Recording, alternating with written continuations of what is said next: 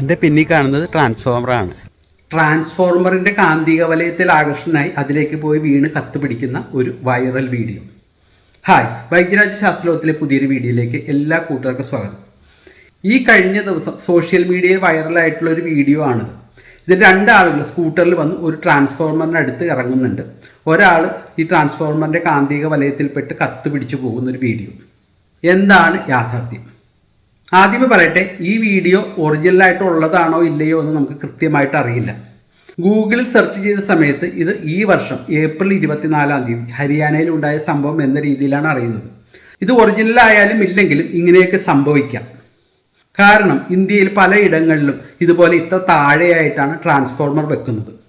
ഇപ്പോൾ ഞാനുള്ളത് എറണാകുളത്ത് വൈറ്റിലയിലാണ്. ഇവിടെ എൻ്റെ പിന്നിൽ കാണുന്നത് ട്രാൻസ്ഫോമറാണ്.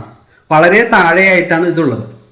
കഴിഞ്ഞ പ്രാവശ്യം ഞാൻ നാട്ടിൽ വരുന്ന സമയത്ത്, അതായത് ജനുവരി ആദ്യ മാസം, ഈ ട്രാൻസ്ഫോമറിന് ഇങ്ങനെ ഒരു പച്ച കവർ ഉണ്ടായിരുന്നില്ല. എൻ്റെ ഷോൾഡർ ഹൈറ്റിലാണ് ഇതിൻ്റെ ഫ്യൂസ് എല്ലാം വെച്ചിരിക്കുന്നത്.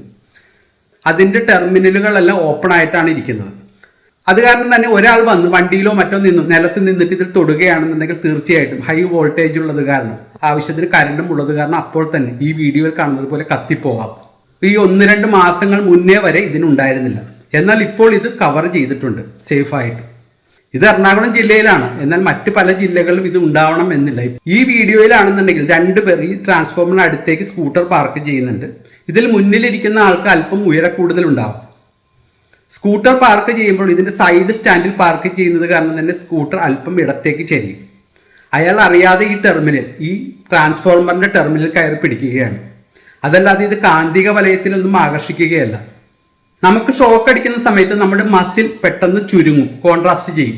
അത് കാരണമാണ് എവിടെയെങ്കിലും നമ്മൾ കമ്പിയിൽ പിടിക്കുന്ന സമയത്ത് ഇങ്ങനെ പിടിക്കുകയാണെങ്കിൽ അറിയാതെ ഇതിലേക്ക് പിടിക്കുന്നത്. അത് നമ്മൾ അറിഞ്ഞുകൊണ്ട് പിടിക്കുന്നതല്ല, നമ്മുടെ മസിൽ ചുരുങ്ങുന്ന സമയത്ത് അറിയാതെ ഇതിലേക്ക് ചുരുങ്ങുകയാണ്. അത് കാരണം തന്നെയാണ് നമ്മൾ ഷോക്കുള്ള ലൈൻ അറിയാതെ വിരൽ വെച്ച് ടെസ്റ്റ് ചെയ്യുകയാണെങ്കിൽ ഒരിക്കലും ഇങ്ങനെ തുടരുത് എന്ന് പറയുന്നത്. കാരണം ഇങ്ങനെ തൊടുകയാണെന്നുണ്ടെങ്കിൽ മസിൽ ചുരുങ്ങി നമ്മൾ അറിയുന്നതിന് മുന്നേ തന്നെ ഈ കമ്പിയിൽ മുറുകെ പിടിച്ചിരിക്കും. അത് കാരണം തന്നെ നിങ്ങൾ എപ്പോഴും ഇങ്ങനെ കൈകൊണ്ട് തൊട്ട് ടെസ്റ്റ് ചെയ്യുകയാണെങ്കിൽ, അങ്ങനെ തൊടാൻ പാടില്ല. ഇനി ഏതെങ്കിലും കാരണവശാൽ തൊടുകയാണെന്നുണ്ടെങ്കിൽ ഒരിക്കലും ഇങ്ങനെ തൊടരുത്, മറിച്ച് ഇങ്ങനെ തൊടുക. കാരണം കൈ ചുരുങ്ങുന്ന സമയത്ത്, മസിൽ ചുരുങ്ങുന്ന സമയത്ത് ഇങ്ങനെ വരും. അപ്പോൾ ഈ വീഡിയോയിൽ പറയുന്നത് പോലെ ഇത് കാന്തിക വലയത്തിലൊന്നുമല്ല. ഇത് സ്വാഭാവികമായിട്ടും താഴെയുള്ള ട്രാൻസ്ഫോമറിൽ ഹൈ വോൾട്ടേജും ഹൈ കറണ്ടും കാരണം കത്തിപ്പോകുന്നതാണ്.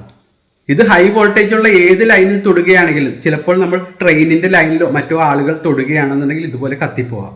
അത് കാരണം എല്ലാവരും ശ്രദ്ധിക്കാനുള്ളത്, ഇതുപോലെ താഴ്ന്ന ഹൈ വോൾട്ടേജുള്ള ലൈനിൽ ഒരിക്കലും അറിയാതെ പോലും തൊടാൻ സാഹചര്യം ഉണ്ടാവരുത്. Thanks for watching. ശാസ്ത്രലോകത്തിന് വേണ്ടി വൈദ്യരാജ്.